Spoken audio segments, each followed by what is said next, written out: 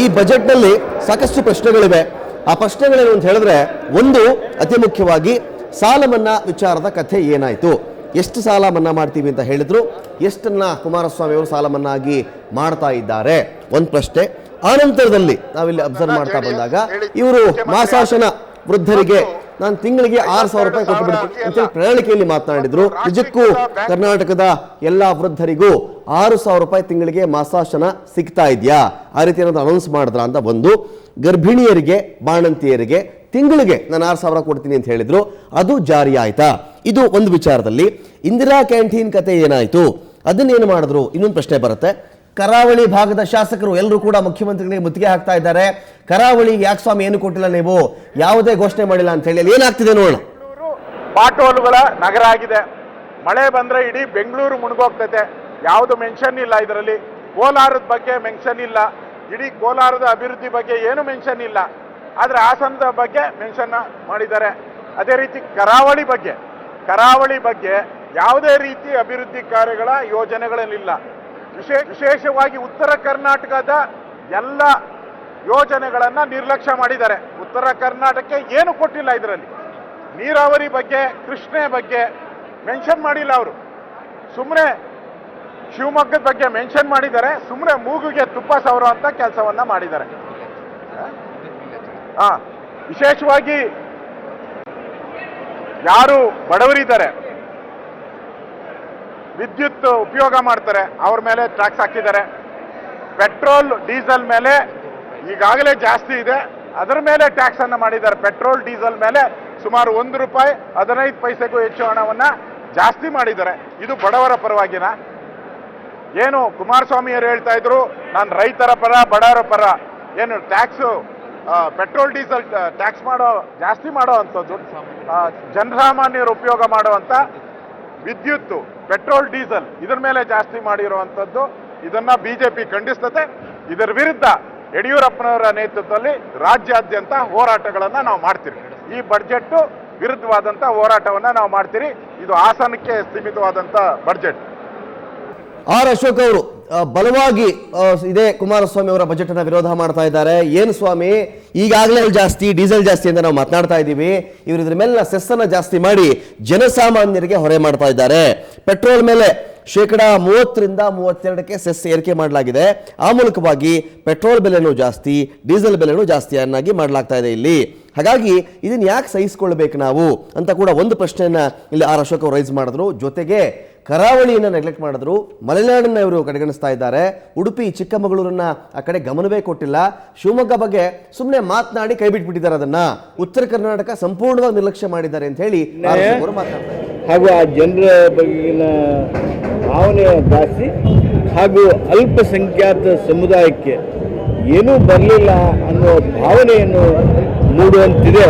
ಅದನ್ನು ಸರಿದೂಗಿಸ್ಕೋತಾರೆ, ತಿದ್ದುಕೋತಾರೆ, ಹೊಸ ಘೋಷಣೆಯನ್ನು ಆ ಸಂದರ್ಭದಲ್ಲಿ ಮಾಡಲಿ ಅಂಥೇಳಿ ನಾನು ಆಗ್ರಹ ಮಾಡ್ತೇನೆ. ಅದರ ಜೊತೆಗೆ ನಮ್ಮ ಕೋಆರ್ಡಿನೇಷನ್ ಕಮಿಟಿಯ ಯಾವತ್ತು ಚೇರ್ಮನ್ರು ಹಾಗೂ ಸದಸ್ಯರಿಗೂ ಸಹಿತ ಈ ಎರಡೂ ವಿಚಾರದಲ್ಲಿ ಸೂಕ್ತ ಮಾರ್ಗದರ್ಶನವನ್ನು ಮುಖ್ಯಮಂತ್ರಿಗಳಿಗೆ ಮಾಡಬೇಕು ಅಂತ ಹೇಳಿ ನಾನು ಕೋರ್ತೀನಿ. ಯಾರು ಕುಮಾರಸ್ವಾಮಿ ಅವರು ಹೊಸ ಬಜೆಟ್ ಮಂಡನೆ ಮಾಡುವಂಥದ್ದು, ಹೊಸ ಸರ್ಕಾರ ಬಂದಿದೆ, ಬಹಳ ಒಂದು ಆಶಾದಾಯಕವಾದಂಥ ಬಜೆಟ್ಟು, ನಿರೀಕ್ಷೆಯನ್ನು ಜನ ಮಾಡಿದ್ರು, ಅದರಲ್ಲಿ ನಮ್ಮ ರೈತ ವರ್ಗದವರು ಮಾಡಿದ್ರು. ಆದರೆ ಸಂಪೂರ್ಣವಾಗಿ ಇವತ್ತು ಇಡೀ ಕರ್ನಾಟಕದ ಜನತೆಗೆ, ನಮ್ಮ ರೈತ ಬಾಂಧವರಿಗೆ ನಿರಾಶಾದಾಯಕವಾದಂಥ ಬಜೆಟ್ ಅನ್ನು ಇವತ್ತು ಕುಮಾರಸ್ವಾಮಿ ಅವರು ಮಾಡಿದ್ದಾರೆ. ಇದು ಕರ್ನಾಟಕದ ಬಜೆಟ್ ಅಲ್ಲ, ಇದು ಹಾಸನ್, ಮಂಡ್ಯ, ರಾಮನಗರದ ಬಜೆಟ್ ಅಂತ ನಾ ಹೇಳಬೇಕಾಗ್ತದೆ. ನೀವು ರಾಮನಗರ, ಹಾಸನ್ನು, ಮಂಡ್ಯಕ್ಕೆ ಬಜೆಟ್ ಮಂಡನೆ ಮಾಡೋದಾಗಿದ್ರೆ ಬಹುಶಃ ಪೂರಕವಾದಂಥ ಬಜೆಟನ್ನೇ ನೀವು ಮಂಡನೆ ಮಾಡ್ಬೋದಾಗಿತ್ತು. ಸಪ್ಲಿಮೆಂಟರಿ ಬಜೆಟ್ ಮಂಡನೆ ಮಾಡಿ ನೀವು ಹಾಸನ, ಮಂಡ್ಯ, ರಾಮನಗರಕ್ಕೆ ಸಾಕಷ್ಟು ಹಣವನ್ನು ತೆಗೆದುಕೊಂಡು ಹೋಗಬೇಕಾಯಿತು. ಕರಾವಳಿ ಪ್ರದೇಶಕ್ಕೆ ಯಾವುದೇ ರೀತಿಯಾದ ವಿಶೇಷವಿಲ್ಲ. ಉತ್ತರ ಕರ್ನಾಟಕ, ಹೈದರಾಬಾದ್ ಕರ್ನಾಟಕ ಇರ್ಬೋದು, ಬಾಂಬೆ ಕರ್ನಾಟಕ ಇರ್ಬೋದು, ಯಾವುದೇ ರೀತಿಯ ಕೊಡುಗೆಯನ್ನು ಕೊಡಲಿಲ್ಲ. ಹೈದರಾಬಾದ್ ಕರ್ನಾಟಕ ಆರ್ಟಿಕಲ್ 371 ವಿಶೇಷವಾದಂಥ ಪ್ಯಾಕೇಜ್ ಏನನ್ನುವಂಥದ್ದು ಉತ್ತರ ಕೊಡಬೇಕು. ಮತ್ತು ಡಾಕ್ಟರ್ ನಂಜುಂಡಪ್ಪ ವರದಿ ಪ್ರಕಾರ ವಿಶೇಷವಾದಂಥ ಅನುದಾನ ಕೊಡುವ ಬಗ್ಗೆ ಯಾವುದೇ ರೀತಿಯಾದ ಅದರಲ್ಲಿ ಕಾಣಿಸಿರುವುದಿಲ್ಲ. ಮತ್ತು ರೈತರಿಗೆ ಇವತ್ತು ನೀವು ಅಧಿಕಾರಕ್ಕೆ ಬಂದು 24 ಗಂಟೆಗಳೊಳಗಾಗಿ ಸಂಪೂರ್ಣ ಸಾಲವನ್ನು ಮಾಡ್ತೀನಿ ಅಂತ ಹೇಳಿದಂಥವ್ರು ನೀವು ಇವತ್ತು ಅದರ ಬಗ್ಗೆ ಹೇಳಿ ಇವತ್ತು ಕೇವಲ 6,500 ಕೋಟಿಗೆ ಮಾತ್ರ ಸೀಮಿತ ಮಾಡಿದ್ರಿ. ಅದರಲ್ಲಿ ರಾಷ್ಟ್ರೀಯ ಮೈಸೂರು ಏನೂ ಮಾಡಲಿಲ್ಲ ಅಂತ ನಾವು ಟೀಕೆ ಮಾಡಿದ್ವಿ. ಆದರೆ ಇವರು ಕೇವಲ ಮಂಡ್ಯ ಹಾಸನಕ್ಕೆ ಮಾತ್ರ ಮಾಡಿದ್ರೆ ಟೀಕೆ ಮಾಡ್ತೀನಿ ನಾನು. ಇಡೀ ಕರ್ನಾಟಕ ರಾಜ್ಯಕ್ಕೆ ಮುಖ್ಯಮಂತ್ರಿಗಳು ಕಾಂಗ್ರೆಸ್ JDS ಆಡಳಿತ ನಡೀತಾ ಇದೆಯೋ ಅನುಮಾನ ಬರ್ತಾ ಇದೆ.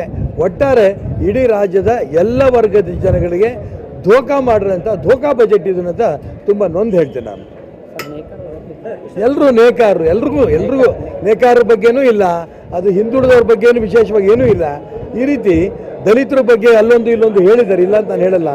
ಹಾಗಾಗಿ ತುಂಬ ಅನ್ಯಾಯವಾಗಿ ಇಡೀ ರಾಜ್ಯದ ಜನರಿಗೆ ಇವರು ಮುಖ್ಯಮಂತ್ರಿ ಆಗಬೇಕಾಗಿತ್ತು. ಮುಖ್ಯಮಂತ್ರಿ ಆದಂಥ ಒಂದು ಆಸೆ ತೀರಿಸ್ಕೊಂಡ್ಯಾರು ಬಿಟ್ಟರೆ ರಾಜ್ಯದ ಜನರಿಗೆ ಯಾವುದೇ ನಿರೀಕ್ಷೆಗೆ ತಕ್ಕಂತೆ ಇವರು ಬಜೆಟ್ನಲ್ಲಿಲ್ಲ. ಅದಕ್ಕೋಸ್ಕರ ಇದು ನೇರವಾಗಿ ಹೇಳ್ತೇನೆ, ಇದು ರಾಜ್ಯದ ಜನರಿಗೆ ಧೋಕಾ ಬಜೆಟ್ ಅನ್ನೋದನ್ನು ಒತ್ತಿ ಹೇಳಕ್ಕೆ ಇಷ್ಟಪಡ್ತೇನೆ.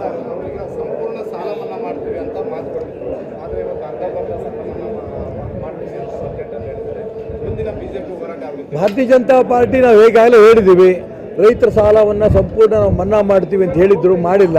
ಅದಕ್ಕೋಸ್ಕರ BJP ನಮ್ಮ ರಾಜ್ಯದ ಅಧ್ಯಕ್ಷರಾದ ಮಾನ್ಯ ಯಡಿಯೂರಪ್ಪನ ನೇತೃತ್ವದಲ್ಲಿ ಕೂತು ಚರ್ಚೆ ಮಾಡಿ ಯಾವ ರೀತಿ ರೈತರ ಪರವಾಗಿ ಸಾಲ ಮನ್ನಾ ಮಾಡದೇ ಇರೋದ್ರ ವಿರುದ್ಧವಾಗಿ ಹೋರಾಟ ಮಾಡಬೇಕು ಅಂತ ಯೋಚನೆ ಮಾಡಿ ರೈತರ ಪರವಾಗಿ ಖಂಡಿತ ಹೋರಾಟ ಮಾಡ್ತೇವೆ. ಸಾಲ ಮನ್ನಾ ಆಗೋ ತನಕ ನಮ್ಮ ಹೋರಾಟ ನಿಲ್ಲಲ್ಲ. ಲೋಕೋಪ ಇಲಾಖೆ ಅಷ್ಟೇ ಇಟ್ಟಿದ್ರಿ, ಯಾಕಂದ್ರೆ ರೇವಣ್ಣವರು ಇದ್ದಾರೆ. ಸಾರಿಗೆ 4 3%, ಆರೋಗ್ಯ ಇಲಾಖೆ ಅಲ್ಲಿಯೂ ಅಂದ್ರೆ ಅಲೋಕೇಶನ್ ಸದಿಗೆ ಕಡಿಮೆ ಮಾಡಿದ್ರಿ, 1% ಅಲೋಕೇಶನ್ ಕಡಿಮೆ ಮಾಡಿದ್ರಿ. ನೀರಾವರಿಗೆ 1% ಅಲೋಕೇಶನ್ ಕಡಿಮೆ ಆದ್ರೆ 4-5 ಸಾವಿರ ಕೋಟಿ ಕಡಿಮೆ ಆಯ್ತು. ಹೀಗಾಗಿ 1.5 ಲಕ್ಷ ನೀರಾವರಿ ಕೊಡ್ತೀನಿ ಅಂತ ಹೇಳಿದಂಥವ್ರು ಇವತ್ತು ನೀರಾವರಿ ಇಲಾಖೆ ನಿರ್ಲಕ್ಷ್ಯ ಮಾಡಿದ್ರಿ. ನಗರಾಭಿವೃದ್ಧಿ, ಗ್ರಾಮೀಣಾಭಿವೃದ್ಧಿ, ಕೃಷಿ ಇಲಾಖೆ ಎಲ್ಲವನ್ನೂ ಅಲೋಕೇಶನ್ ಕಡಿಮೆ ಮಾಡಿ ಇವತ್ತು ಯಾವುದೇ ರೀತಿಯಾದಂಥ ಅಭಿವೃದ್ಧಿ ಕೆಲಸ ಕಾರ್ಯಗಳು ಮತ್ತು ಗ್ರಾಮೀಣಾಭಿವೃದ್ಧಿ ಆಗದ ರೀತಿಯಲ್ಲಿ ಇವತ್ತು ವ್ಯವಸ್ಥೆ ಮಾಡುವಂಥದ್ದು ಈ ಬಜೆಟ್ ಮುಖಾಂತರ ಆಗಿದೆ. ಸಂಪೂರ್ಣವಾದಂಥ ಒಂದು ನಿರಾಶೆ ಮತ್ತು ಇದರ ಜೊತೆಗೆ ಜನಸಾಮಾನ್ಯರು ದಿನನಿತ್ಯ ಉಪಯೋಗ ಮಾಡುವಂಥದ್ದು, ರೈತರಿಗೆ ಅನುಕೂಲ ಆಗುವಂಥದ್ದು ಇವತ್ತು ಡೀಸೆಲ್ ಮತ್ತು ಪೆಟ್ರೋಲ್ ಒಂದು ಕಡೆ ಇಡೀ ದೇಶದಲ್ಲಿ ಇಡೀ ರಾಜ್ಯದಲ್ಲಿ ಒಂದು ವಾದ ನಡೀತಾ ಇದೆ. ಡೀಸೆಲ್ ಮತ್ತು ಪೆಟ್ರೋಲ್ ಈ ದರ ಇಳಿಬೇಕನ್ನುವಂಥ ಸಂದರ್ಭದಲ್ಲಿ ಇವತ್ತು ನೀವು ಇವತ್ತು ಡೀಸೆಲ್ ಮತ್ತು ಪೆಟ್ರೋಲ್ ದರವನ್ನು ಏರಿಕೆ ಮಾಡುವ ಮುಖಾಂತರ ಜನಸಾಮಾನ್ಯರಿಗೆ ಬಹಳ ಆಘಾತವನ್ನು ಮಾಡಿದ್ರಿ, ನಮ್ಮ ರೈತ ಬಾಂಧವರಿಗೆ ಆಘಾತವನ್ನು ಮಾಡಿದ್ರಿ. ಇದರ ಮುಖಾಂತರ ಇವತ್ತು ರಾಜ್ಯದ ಜನರ ಇವತ್ತು ಜೇಬಿಗೆ ಕೈ ಹಾಕುವಂಥ ಕೆಲಸವನ್ನು ಮಾಡಿದ್ರಿ. ಕರ್ನಾಟಕ ಜನ ಇದನ್ನು ನಿಮ್ಮನ್ನು ಕ್ಷಮಿಸುವುದಿಲ್ಲ ಅನ್ನುವಂಥ ಮಾತನ್ನ ಈ ಸಂದರ್ಭದಲ್ಲಿ ಹೇಳಿ ಬಯಸ್ತಾ ಇದ್ದೀನಿ. ಹೀಗಾಗಿ ಇವತ್ತು ಯಾರು ಹಿರಿಯರಿದ್ದಾರೆ ಪಿಂಚಣಿ ಅಮೌಂಟು, ಆ ಪಿಂಚಣಿ 6,000ವರೆಗೆ ಏರಿಕೆ ಮಾಡ್ತೀನಿ ಅಂತ ಹೇಳಿದಂಥವ್ರು ಕೇವಲ 1,000ಕ್ಕೆ ಸೀಮಿತ ಮಾಡಿದ್ರಿ ಅಂದ್ರೆ ಅವ್ರಿಗೂ ಸಹಿತ ಇವತ್ತು ಅನ್ಯಾಯ ಮಾಡಿದ್ರಿ.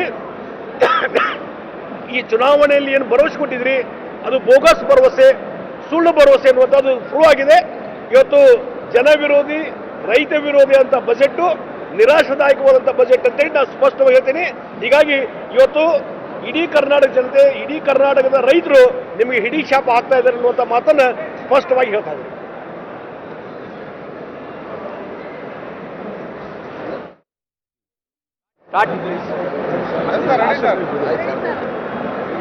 ಸಮಗ್ರ ಕರ್ನಾಟಕದ ಚಿಂತನೆ ಮತ್ತು ದೂರದೃಷ್ಟಿ ಇಲ್ಲದೆ ಇರತಕ್ಕಂಥ ಬಜೆಟ್ ಇದು. ಇದರೊಳಗಡೆ ಮಲೆನಾಡು, ಕರಾವಳಿ, ಉತ್ತರ ಕರ್ನಾಟಕದ ಪ್ರಸ್ತಾಪವೇ ಇಲ್ಲ.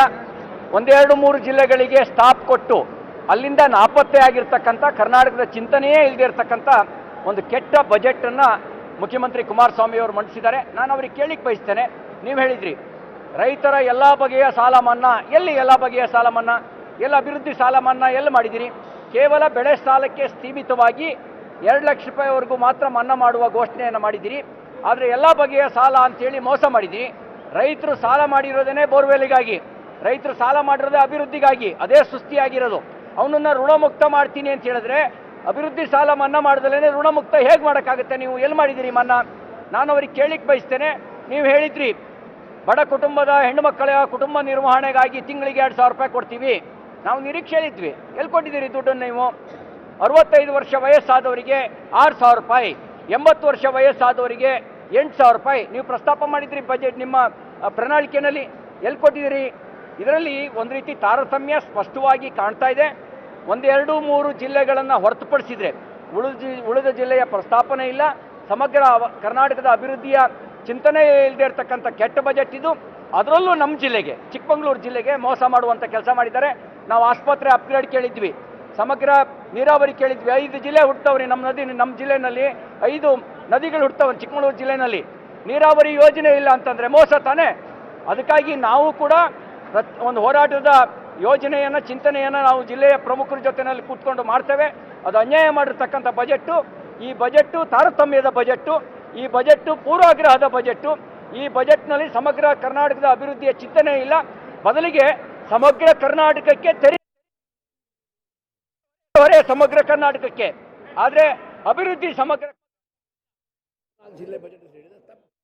ಮಾಡ್ತಕ್ಕಂಥ ಒಂದ್ ಕಣ್ಣಿಗೆ ಬೆಣ್ಣೆ ಒಂದ್ ಕಣ್ಣಿಗೆ ಸುಣ್ಣದ ನೀತಿಯನ್ನ ನಾವು ಒಪ್ಪಲಿಕ್ಕೆ ಸಾಧ್ಯ ಇಲ್ಲ. ವಿಧಾನಸಭೆಯಲ್ಲೂ ಇದ್ರ ವಿರುದ್ಧ ಪ್ಯಾರ ಹಾಕಿದ್ದಾರೆ. ಸೊ ಎಲ್ಲ ಸ್ಕೀಮ್ ಇವೆ. ಅದನ್ನಂತ ಕೆಲವು ಹೊಸ ಆ್ಯಡಿ ಸ್ಕೀಮ್ನ ಹಿಡಿದು ಮಾಡಿದ್ದಾರೆ. ಎರಡನೇದು ಇವಾಗ ಸಾಲ ಮನ್ನಾ ಇಡೀ ಕರ್ನಾಟಕ ರಾಜ್ಯದ ರೈತರಿಗಾಗಿದೆ. ಈ ಸಂದಾಸು ಎಲ್ಲ ರಾಜ್ಯದ ರೈತರಿಗೆ ಆಗಿದೆ, ತಿಳ್ಕೊಳ್ಬೇಕು. ಮತ್ತು ಇದಕ್ಕೆ ಯಾವಾಗ ಸಾಲ ಮನ್ನಾ ಮಾಡ್ತೇವೆ ರಿಸೋರ್ಸು ಜನರೇಟ್ ಮಾಡಬೇಕಾಗ್ತದೆ. ಹಾಗಾಗಿ ರಿಸೋರ್ಸ್ ಜನರೇಟ್ ಮಾಡಲಿಕ್ಕೂ ಪ್ರಯತ್ನ ಮಾಡಿದ್ದಾರೆ.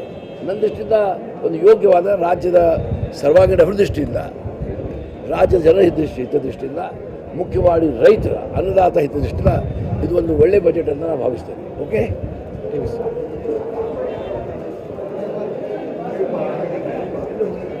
ಬಿಜೆಪಿಯಿಂದ ಪ್ರಬಲವಾದ ವಿರೋಧ ವ್ಯಕ್ತವಾಗ್ತಾ ಇದೆ ಈ ಬಜೆಟ್ಗೆ ಸಂಬಂಧಪಟ್ಟಂತೆ. ಸಿ ಟಿ ರವಿ ಅವರು ಹೇಳ್ತಾ ಇದ್ರು, ಕೆಲವು ಜಿಲ್ಲೆಗಳಿಗೆ ಮಾತ್ರ ಈ ಬಸ್ ಸ್ಟಾಪ್ ಅನ್ನ ಕೊಡ್ಲಾಯ್ತಿಲ್ಲಿ ಈ ಬಜೆಟ್ನಲ್ಲಿ, ಕೆಲವು ಜಿಲ್ಲೆ ನಿಲ್ಲಿಸಿ ಆನಂತರದಲ್ಲಿ ನಾಪತ್ತೆ ಆಗಿಬಿಟ್ಟಿದೆ ಈ ಬಜೆಟ್ ಅಂತ ಹೇಳಿ. ಅದು ಮಂಡ್ಯ, ಹಾಸನ, ರಾಮನಗರಕ್ಕೆ ಅನ್ವಯವಾಗುವಂತೆ ಈ ಬಜೆಟ್ ಇದೆ ಅಂತ ಸಿ ಟಿ ರವಿ ಅವರು ಮಾತನಾಡ್ತಾ ಇದ್ರು. ಅಭಿವೃದ್ಧಿಗೋಸ್ಕರವಾಗಿಯೇ ರೈತ ಸಾಲ ಮಾಡ್ತಾನೆ ಸ್ವಾಮಿ, ಬೋರ್ವೆಲ್ ಹಾಕ್ಬೇಕು ಅವನು, ಅದಕ್ಕೆ ಸಾಲ ಮಾಡ್ಕೊಂಡಿರ್ತಾನೆ. ಆ ಮನ್ನಾ ಬಗ್ಗೆ ನೀವು ಇಲ್ಲಿ ಮಾತನಾಡ್ತಾ ಇಲ್ಲ, ಬರೀ ಬೆಳೆ ಸಾಲ ಮಾತ್ರ ಅಂತ ಹೇಳ್ತಾ ಇದ್ದೀರಿ. ಇದನ್ನ ನೀವು ಎಲ್ಲಾ ಬಗೆಯ ಸಾಲ ಮನ್ನಾ ಮಾಡ್ತೀವಿ ಅಂತ ಹೇಳಿ ಮೊದಲು ಹೇಳಿ, ಈಗ ಇಷ್ಟಕ್ಕೆ ಮಾತ್ರ ನೀವು ನಿಂತ್ಕೊಂಡ್ರೆ ಹೇಗೆ? ಸಿ ಟಿ ರವಿ ಅವರ ಪ್ರಶ್ನೆ. ಇನ್ನೊಂದು ಕಡೆಯಲ್ಲಿ ಕೆಲವು ಜಿಲ್ಲೆಗಳಿಗೆ ಮಾತ್ರ ನೀವು ಗಮನ ಕೊಟ್ಟಿದ್ದೀರಿ, ಅದರಲ್ಲಿ ಶಿವಮೊಗ್ಗ ಬಿಟ್ಬಿಟ್ಟಿದ್ದೀರಿ, ಚಿಕ್ಕಮಗಳೂರು ಬಿಟ್ಟಿದ್ದೀರಿ, ನೀವು ಆನಂತರದಲ್ಲಿ ಕರಾವಳಿ ಭಾಗವನ್ನು ಬಿಟ್ಟುಬಿಟ್ಟಿದ್ದೀರಿ. ಈ ಭಾಗದಲ್ಲಿ ನೀವು ಯಾಕೆ ಕಡೆಗಣಿಸ್ತಾ ಇದ್ದೀರಿ ಅಂತ ಜಗದೀಶ್ ಶೆಟ್ಟರ್ ಅವರು ಕೂಡ ಪ್ರಶ್ನೆ ಮಾಡ್ತಾ ಇದ್ರು. ಈಶ್ವರಪ್ಪನವರು ಇದೊಂದು ದೋಖಾ ಬಜೆಟ್ ಸ್ವಾಮಿ, ಇದು ಮೋಸದ ಬಜೆಟ್, ಇದು ಇಲ್ಲಿ ದಲಿತರಿಗೆ ಅಲ್ಲಲ್ಲಿ ಸ್ವಲ್ಪ ಪ್ರಸ್ತಾಪ ಮಾಡಿದ್ದೀರಿ ಬಿಟ್ರೆ ಹಿಂದುಳಿದವ್ರಿಗೂ ಅನ್ಯಾಯ ಆಗಿದೆ, ದಲಿತರಿಗೂ ಅನ್ಯಾಯ ಆಗಿದೆ. ನಿಮಗೆ ಸಿ ಎಂ ಆಗೋ ಆಸೆ ಈಡೇರಿದೆ, ಬಜೆಟ್ ಮಂಡಿಸಬೇಕಾಗಿತ್ತು, ಮಂಡಿಸಿದ್ದೀರಿ, ಆದರೆ ಹೇಳಿದಂತೆ ನಡ್ಕೊಳ್ಳಿಲ್ಲ. ಇದೊಂದು ಕೆಟ್ಟ ಬಜೆಟ್ ಅಂತ ಒಂದ್ ಕಡೆ ಸಿ ಟಿ ರವಿ ಅವರು ಹೇಳ್ತಾರೆ, ಇನ್ನೊಂದು ಕಡೆ ಈಶ್ವರಪ್ಪನವರು ರಾಜ್ಯದ ಜನರ ನಿರೀಕ್ಷೆಯನ್ನೇ ನೀವು ಹುಸಿ ಮಾಡಿದ್ದೀರಿ. ಇನ್ನೊಂದು ಕಡೆ ಅಶೋಕ್ ಅವರು ಮೂಗಿಗೆ ತುಪ್ಪ ಸವರುವ ಬಜೆಟ್ ಇದು ಅಂತ ಕೂಡ ಅಶೋಕ್ ಅವರು ಇಲ್ಲಿ ಮಾತನಾಡಿದ್ದಾರೆ. ಇನ್ನೊಂದು ಕಡೆಯಲ್ಲಿ ಇದಕ್ಕೆ ಕೌಂಟರ್ ಆಗಿ ಅರವಿಂದ್ ದೇಶಪಾಂಡೆ ಅವರು ಮಾತನಾಡ್ತಾ ಇದ್ರು, ಏನ್ರಿ ಈ ತರ ಮಾತಾಡ್ತಾರೆ ಇವರು? ನೋಡಿದ್ರೆ ಈಗ ಸಾಲ ಮನ್ನಾ ಅಂತ ಹೇಳಿದ್ರೆ ರಾಜ್ಯದ ಎಲ್ಲಾ ಜಿಲ್ಲೆಗಳಿಗೂ ಅನ್ವಯವಾಗುತ್ತದು, ಯಾವುದೋ ಒಂದು ಜಿಲ್ಲೆ 2 ಜಿಲ್ಲೆ ಅಂತ ಬರಲ್ಲ, ಇನ್ನೇನು ಮಾಡಬೇಕಾಗಿತ್ತಂತೆ ಇವ್ರಿಗೆ ಅಂತ ಕೂಡ ದೇಶಪಾಂಡೆ ಅವರು ಈ ಬಜೆಟ್ಗೆ ಪೂರಕವಾಗಿ ಅದಕ್ಕೆ ಅದರ ಪರವಾಗಿ ನಿಂತುಕೊಂಡು ಕೂಡ ದೇಶಪಾಂಡೆ ಅವರು ಮಾತನಾಡಿದ್ದಾರೆ. ವಿಶೇಷವಾಗಿ ಇದನ್ನು ಕೆಲವು ಜಿಲ್ಲೆಗಳ ಬಜೆಟ್ ಅಂತ ಕೂಡ ಬಿಜೆಪಿ ಬಿಂಬಿಸ್ತಾ ಇದೆ ಇಲ್ಲಿ. ಆ ನಂತರದಲ್ಲಿ ಇದರ ಬದಲಿಗೆ ಪೂರಕ ಬಜೆಟ್ ಮಂಡಿಸಬಹುದಾಗಿತ್ತಲ್ರಿ, ಇಲ್ಲಿ ಏನು ಹೇಳಿಕೊಟ್ಟಿದ್ದೀರಿ ನೀವು ಅಂತ ಕೂಡ ಇಲ್ಲಿ ಬಿಜೆಪಿ ಕೇಳ್ತಾ ಇದೆ ಬಲವಾಗಿ. ಆನಂತರ ನಾವು ಅಬ್ಸರ್ವ್ ಮಾಡ್ತಾ ಬಂದ್ರೆ ವಿಶೇಷವಾಗಿ ಅಶೋಕ್ ಅವರು ಹೇಳ್ತಾ ಇದ್ರು, ದೇಶಾದ್ಯಂತ ಪೆಟ್ರೋಲ್ ಜಾಸ್ತಿ, ಡೀಸೆಲ್ ಜಾಸ್ತಿ ಅಂತ ಜನ ಒದ್ದಾಡ್ತಾ ಇದ್ದಾರೆ. ಇದರ ಮಧ್ಯದಲ್ಲಿ ನೀವು ಪೆಟ್ರೋಲ್ ಬೆಲೆಯನ್ನ ₹1.14 ಜಾಸ್ತಿ ಮಾಡ್ತಾ ಇದ್ದೀರಿ ಲೀಟರ್ಗೆ, ಡೀಸೆಲ್ ಬೆಲೆನ ₹1.12 ಜಾಸ್ತಿ ಮಾಡ್ತಾ ಇದ್ದೀರಿ. ಇದೇನ್ರಿ ನೀವು ಮಾಡಿದ್ದು? ಇದಕ್ಕೋಸ್ಕರವಾಗಿ ನೀವು ಸಾಲ ಮನ್ನಾ ಮಾಡ್ತೀರಿ ಅಂತ ಮಾತನಾಡ್ತಾ ಇದ್ರಾ ಅಂತ ಹೇಳಿ ಆರ್ ಅಶೋಕ್ ಅವರು ಕೂಡ ಕೇಳ್ತಾ ಇದ್ದಾರೆ. ಅಂದ್ರೆ ಈ ಬಜೆಟ್ಗೆ ಸಂಬಂಧಪಟ್ಟಂತೆ ಬಿಜೆಪಿ ಅವರು ತಮ್ಮ ಅತೃಪ್ತಿ, ಅಸಹನೆಯನ್ನ ಇಲ್ಲಿ ಹೊರಹಾಕ್ತಾ ಇದ್ದಾರೆ.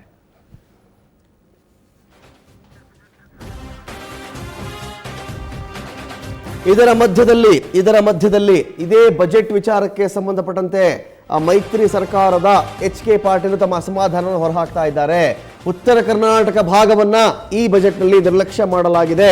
ಆಡಳಿತಾರೂಢ ಪಕ್ಷದ ಕಾಂಗ್ರೆಸ್ ಶಾಸಕರೇ ಈ ಬಜೆಟ್ಗೆ ಸಂಬಂಧಪಟ್ಟಂತೆ ತಮ್ಮ ಅಸಹನೆ, ಅಸಮ್ಮತಿ ಮತ್ತು ವಿರೋಧವನ್ನ ಇಲ್ಲಿ ತೋರಿಸ್ತಾ ಇದ್ದಾರೆ.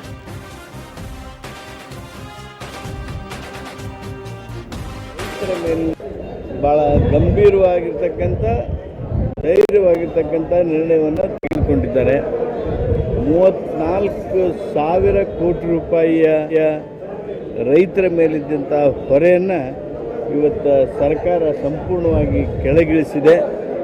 ಕಾಂಗ್ರೆಸ್ ಕೊಟ್ಟಿರ್ತಕ್ಕಂಥ ಆ ಬಲದಿಂದ ಈ ರೈತರ ಮೇಲಿನ ಹೊರೆ ಏನಿತ್ತು ಆ ಹೊರೆ ಕಡಿಮೆ ಆಗಿರೋದು ಭಾಳ ಸಂತೋಷದ ಸಂಗತಿ. ಬಜೆಟ್ನಲ್ಲಿ ಉತ್ತರ ಕರ್ನಾಟಕವನ್ನು ಸಂಪೂರ್ಣ ನಿರ್ಲಕ್ಷಿಸಿರ್ತಕ್ಕಂಥ ಭಾವನೆ ಬರುವಷ್ಟರ ಮಟ್ಟಿಗೆ ಉತ್ತರ ಕರ್ನಾಟಕಕ್ಕೆ ಯಾವುದೇ ಯೋಜನೆಗಳನ್ನು ಪ್ರಸ್ತಾಪ ಮಾಡಿಲ್ಲ.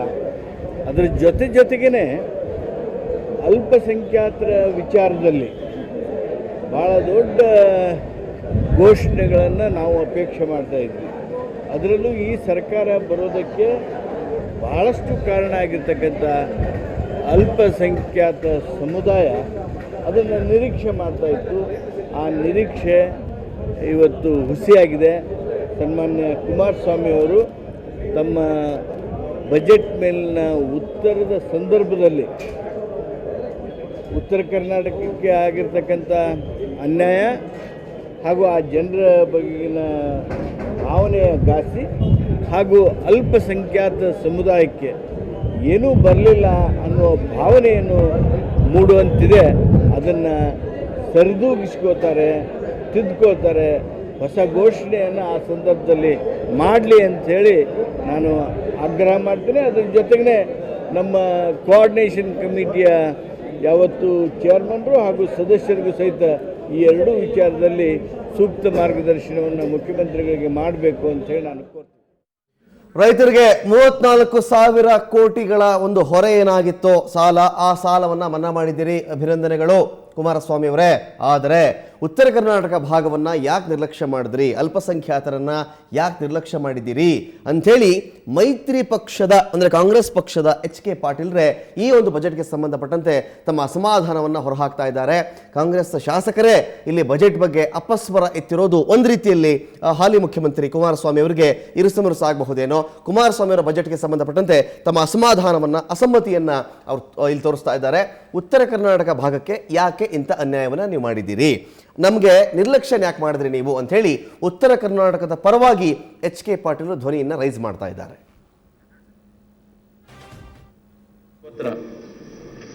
ಮೈತ್ರಿ ಸರ್ಕಾರದ ಒಲವು ನಿಲುವುಗಳು, ಕನಸು ನನಸುಗಳು, ಸಂಕಷ್ಟ ಸವಾಲುಗಳು ಇದರಲ್ಲಿ ಪ್ರತಿಬಿಂಬಿತವಾಗಿದೆ. ಮೇ 12, 2017 ನಡೆದ 15ನೇ ವಿಧಾನಸಭಾ ಚುನಾವಣೆಯು ಕರ್ನಾಟಕದ ದಿಕ್ಸೂಚಿಯನ್ನೇ ಬದಲಿಸಿದೆ. ಚುನಾವಣೆಗೆ ಮುನ್ನ ಪರಸ್ಪರ ಸೆಣಸಾಡಿದ ಅನುಭವಿಸ್ತಾ ಇದ್ದಾರೆ. ಅದಕ್ಕೆ ಕರಾವಳಿ ಕರ್ನಾಟಕದ ಎಲ್ಲ ಜಿಲ್ಲೆಗಳಿಗೆ, ಅದು ದಕ್ಷಿಣ ಕನ್ನಡ ಇರ್ಬೋದು, ಉಡುಪಿ ಇರ್ಬೋದು, ಉತ್ತರ ಕನ್ನಡ ಇರ್ಬೋದು, ಎಲ್ಲ ಜಿಲ್ಲೆಗಳನ್ನು ಕುಮಾರಸ್ವಾಮಿ ಅವರು ನಿರ್ಲಕ್ಷ್ಯ ಮಾಡಿ. It's not a big burden on the... Even you have presented the most number of budgets in Karnataka, sir. Do you feel this is a good budget? आपके पास बिटकॉइन आ गया, फिर आपको ये परचेज करना है, तो आपको रुपीस, पाउंड, डॉलर किसी की जरूरत नहीं है. आप बिटकॉइन से 1819, February 1819. And some new taxes have been included in the tax proposals. The waiver of loan of farming community, that has been announced. And it's a program of both the parties. And it has been agreed in the common minimum program. That has been included here. ಸಿದ್ದರಾಮಯ್ಯನವರ ಒಂದು reaction ಕೂಡ ನೋಡ್ತಾ ಇದ್ವಿ ನಾವು. ಒಂದು ದೊಡ್ಡ burden ಏನಾಗಿಲ್ಲ ಅಂಥ ಒಂದು ಬಜೆಟ್ ಅಂತ ಕೂಡ ಇಲ್ಲಿ ಸಿದ್ದರಾಮಯ್ಯನವರು ಮಾತನಾಡ್ತಾ ಇದ್ರು. ಆದರೆ ಬಜೆಟ್ ಬಗ್ಗೆ ಖಾದರ್ ಮತ್ತು ಜಮೀರ್ ಅವರು ತಮ್ಮ ಅಸಮಾಧಾನವನ್ನು ಹೊರಹಾಕ್ತಾ ಇದ್ದಾರೆ. ಬಜೆಟ್ನಲ್ಲಿ ಅನುದಾನವನ್ನು ನೀವು ಜಾಸ್ತಿನೇ ಮಾಡಿಲ್ಲ ಕುಮಾರಸ್ವಾಮಿ ಅವರೇ ಅಂಥೇಳಿ ಖಾದರ್ ಮತ್ತು ಜಮೀರ್ ಅವರು ತಮ್ಮ ಅಸಮಾಧಾನ ಹೊರಹಾಕ್ತಾ ಇದ್ದಾರೆ. ಆಹಾರ ಇಲಾಖೆ ಅನುದಾನ ಕಡಿಮೆ ಆಗಿದ್ದಕ್ಕೆ ಜಮೀರ್ ಅವರಿಗೆ ಸಾಕಷ್ಟು ಬೇಸರ ಕೂಡ ಇಲ್ಲಾಗಿದೆ. ಆಹಾರ ಇಲಾಖೆಗೆ ಸಿದ್ದರಾಮಯ್ಯನವರು 3,882 ಕೋಟಿಯನ್ನು ಕೊಟ್ಟಿದ್ರು. ಆದರೆ HD ಕುಮಾರಸ್ವಾಮಿ ಅವರು 3,866 ಕೋಟಿಯನ್ನು ಕಡಿಮೆ ಮಾಡಿದ್ದಾರೆ. ಅಷ್ಟು ಮಾತ್ರ ಫಿಕ್ಸ್ ಮಾಡಿದ್ದಾರೆ. ಹಾಗಾಗಿ 16 ಕೋಟಿ ರೂಪಾಯಿಗಳ ವ್ಯತ್ಯಾಸ ಇಲ್ಲ ಆಗ್ತಾ ಇದೆ ಅಂತ ಹೇಳಿ ಆಹಾರ ಇಲಾಖೆಯ ಅನುದಾನ ಕಡಿತಕ್ಕೆ ಸಂಬಂಧಪಟ್ಟಂತೆ ಇಲ್ಲಿ ಖಾದರ್ ಅವರು, ಜಮೀರ್ ಅವರು ಧ್ವನಿಯನ್ನು ಎತ್ತಾ ಇದ್ದಾರೆ. ಬಜೆಟ್ನಲ್ಲಿ ಅನುದಾನ ಜಾಸ್ತಿ ಮಾಡಬೇಕಾಗಿತ್ತು, ಅದನ್ನು ಯಾಕೆ ಮಾಡಲಿಲ್ಲ ಕುಮಾರಸ್ವಾಮಿ ಅವರೇ ಅಂತ ಅವರು ಕೂಡ ಇಲ್ಲಿ ಕೇಳ್ತಾ ಇದ್ದಾರೆ. ಇನ್ನು ಮುಂದ್ ಕಡೆಯಲ್ಲಿ ಬೆಳ್ತಂಗಡಿಯ ಶಾಸಕ ಹರೀಶ್ ಪೂಂಜಾ ಅವರು ಮಾತನಾಡ್ತಾ ಇದ್ರು, ಈ ಬಜೆಟ್ನಿಂದ ನಮ್ಮ ಕರಾವಳಿ ಭಾಗವನ್ನು ನೆಗ್ಲೆಕ್ಟ್ ಮಾಡಲಾಗಿದೆ ಅಂತ. ಇಲ್ಲಿ ಬಹುಮುಖ್ಯವಾಗಿ ನಿಮ್ಮ ಮಾಧ್ಯಮದ ಮುಖಾಂತರ ಕರ್ನಾಟಕ ರಾಜ್ಯದ ರೈತರ ಆಶಾಭಾವನೆ ಆಗಿದ್ದಂಥ ಒಂದು ಯೋಜನೆ ಸಾಲ ಮನ್ನಾ ಯೋಜನೆ. ಈ ಸಾಲ ಮನ್ನಾ ಯೋಜನೆಯಲ್ಲಿ ಅವರು ಪ್ರಾಸ್ತಾವಿಕವಾಗಿ ಹೇಳ್ತಾ ಹಲೋ, ನಾನು ರೈತರ ಸಾಲವನ್ನು ಎಲ್ಲ ಸಾಲವನ್ನು ನಾನು ಮನ್ನಾ ಮಾಡ್ತೇನೆ ಅಂತಕ್ಕಂಥ ಮಾತನ್ನು ನಾನು ಹೇಳಿದ್ದೆ. ಆದರೆ ನಮಗೆ ಪೂರ್ಣ ಪ್ರಮಾಣದ ಆಶೀರ್ವಾದ ಕರ್ನಾಟಕ ರಾಜ್ಯದ ಜನತೆಯಿಂದ ಸಿಗಲಿಲ್ಲ. ಸಿಗದೇ ಇದ್ದಂಥ ಸಂದರ್ಭದಲ್ಲಿ ಇವತ್ತು ಸಮ್ಮಿಶ್ರ ಸರ್ಕಾರದ ಎಲ್ಲ ಯೋಜನೆಗಳನ್ನು ಮುಂದುವರಿಸಿ ನಮ್ಮೆಲ್ಲ ಯೋಜನೆಗಳನ್ನು ನಾವು ಮುಂದುವರಿಸಿಕೊಂಡು ಅದರ ಮಧ್ಯದಲ್ಲಿ ಇವತ್ತು ಯಾರು ರೈತಾಪಿ ಜನ ಬೆಳೆ ಸಾಲವನ್ನು ರಾಷ್ಟ್ರೀಕೃತ ಬ್ಯಾಂಕ್ಗಳಲ್ಲಿ ಮತ್ತು ಸಹಕಾರಿ ಬ್ಯಾಂಕ್ಗಳಲ್ಲಿ ಪಡೆದಿದ್ದಾರೆ, ಆ ಎಲ್ಲ ಸಾಲವನ್ನು ಇವತ್ತು ಮನ್ನಾ ಮಾಡೋದರ ಜೊತೆಗೆ 2 ಲಕ್ಷ ರೂಪಾಯಿವರೆಗಿನ ಎಲ್ಲ ಸಾಲವನ್ನು ಇವತ್ತು ಮನ್ನಾ ಮಾಡಿದ್ದಾರೆ. ಅದರ ಜೊತೆಗೆ ಯಾರು ನಿಷ್ಠಾವಂತ ರೈತರುಗಳು ಸಾಲವನ್ನು ತೀರಿಸಿ ಬಾಕಿ ಇಲ್ದಲೇ ಇದ್ದರು, ಆ ಬಾಕಿ ಇಲ್ಲದೆ ಇರುವಂಥ ರೈತರ ಅಕೌಂಟಿಗೆ 25,000 ರೂಪಾಯಿಗಳನ್ನು ಹಾಕ್ತಕ್ಕಂಥ ಒಂದು ಪ್ರಕಟಣೆಯನ್ನು ಕೂಡ ಸಲ್ಲಿಸಿದ್ದಾರೆ. ಇದೆಲ್ಲವನ್ನು ನೋಡಿದಾಗ ಬಹುಶಃ ಕರ್ನಾಟಕ ರಾಜ್ಯದ ಇತಿಹಾಸದಲ್ಲಿ ರೈತರಿಗೆ ಇಂಥ ಒಂದು ಬಂಪರ್ ಕೊಡುಗೆಯನ್ನು ಯಾರೂ ಸತ ಕೊಡಲಿಕ್ಕೆ ಸಾಧ್ಯ ಆಗಿರಲಿಲ್ಲ. ಅದನ್ನು ಕುಮಾರಸ್ವಾಮಿ ಅವರು ಸಮ್ಮಿಶ್ರ ಸರ್ಕಾರದ ಇಕ್ಕಟ್ಟಿನ ಮಧ್ಯದಲ್ಲಿ ಎರಡೂ ಪಕ್ಷಗಳನ್ನು ಇರ್ತಕ್ಕಂಥ ಯೋಜನೆಗಳನ್ನು ಮುಂದುವರಿಸಿಕೊಂಡು ಅಭಿವೃದ್ಧಿ ಕಾರ್ಯಗಳನ್ನು ಮುಂದುವರಿಸಿಕೊಂಡು ಜನಪರ ಕಾರ್ಯಕ್ರಮಗಳನ್ನು ಮುಂದುವರಿಸಿಕೊಂಡು ಇವತ್ತು ಸಾಲ ಮನ್ನಾ ಮಾಡ್ತಕ್ಕಂಥ ಇಂಥ 34,000 ಕೋಟಿ ರೂಪಾಯಿ, ಅದರ ಜೊತೆಯಲ್ಲಿ ಸಿದ್ದರಾಮಯ್ಯನವರ ಸರ್ಕಾರದಲ್ಲಿ ಬಾಕಿ ಇದ್ದಂಥ 4,000 ಕೋಟಿಯೂ ಸೇರಿದಂತೆ ಒಟ್ಟು 38,000 ಕೋಟಿ ರೂಪಾಯಿಯನ್ನು ಇವತ್ತು ರಾಜ್ಯದ ಇತಿಹಾಸದಲ್ಲಿ ಅವರು ಮನ್ನಾ ಮಾಡಿದ್ದಾರೆ. ಕೆಲವರು ಈಗ BJP ಪಕ್ಷದವರು ಹೇಳ್ತಾರೆ ಎಲ್ಲನೂ ಮಾಡ್ತೀವಿ ಅಂದಿದ್ರು, ಮಾಡಲಿಲ್ಲ. ಇನ್ನೂ 5 ವರ್ಷಗಳ ಕಾಲಾವಕಾಶ ಇದೆ. 2 ಮೈತ್ರಿ ಸರ್ಕಾರಗಳಿಗೆ ಒಪ್ಪಂದ ಆಗಿರೋ ಪ್ರಕಾರ ಕುಮಾರಸ್ವಾಮಿ ಅವರು ಇನ್ನೂ 5 ವರ್ಷಗಳ ಕಾಲ ಈ ರಾಜ್ಯದ ಮುಖ್ಯಮಂತ್ರಿ ಆಗಿರ್ತಾರೆ. ಅಂಥ ಸಂದರ್ಭದಲ್ಲಿ ಎಲ್ಲ ರೈತರ ಮತ್ತೊಮ್ಮೆ ಎಲ್ಲ ಉಳಿದಿರ್ತಕ್ಕಂಥ ರೈತರ ಸಾಲವನ್ನು ಮನ್ನಾ ಮಾಡ್ತಕ್ಕಂಥ ಪ್ರವೃತ್ತಿಗೆ ಕುಮಾರಸ್ವಾಮಿ ಅವರು ಮನಸ್ಸು ಮಾಡ್ಬೋದು ಅಂತಕ್ಕಂಥ ಆಶಾಭಾವನೆಯನ್ನು ಈ ಸಂದರ್ಭದಲ್ಲಿ ನಾನು ವ್ಯಕ್ತ ಮಾಡ್ತಾ, ಇವತ್ತು ಉಳಿದಿರ್ತಕ್ಕಂಥ ಸಾಲಗಾರರು ಯಾರು IT ಪೇಯರ್ಸ್ ಇದ್ದಾರೆ, ಯಾರು ಫಾರ್ಮ್ ಹೌಸ್ಗಳನ್ನು ಪಡ್ಕೊಂಡು ನಗರ ಪ್ರದೇಶದ ಹೊರವಲಯದಲ್ಲಿರ್ತಕ್ಕಂಥ ಕೆಲವೊಂದು ಶ್ರೀಮಂತ ವರ್ಗ ಏನಿತ್ತು, ಆ ವರ್ಗದ ಜನರ ಸಾಲವನ್ನು ಬಿಟ್ಟು ಎಲ್ಲ ಸಾಲವನ್ನು ಮನ್ನಾಗೊಳಿಸ್ತಕ್ಕಂಥ ನಿಟ್ಟಿನಲ್ಲಿ ಪ್ರಾಮಾಣಿಕವಾಗಿರ್ತಕ್ಕಂಥ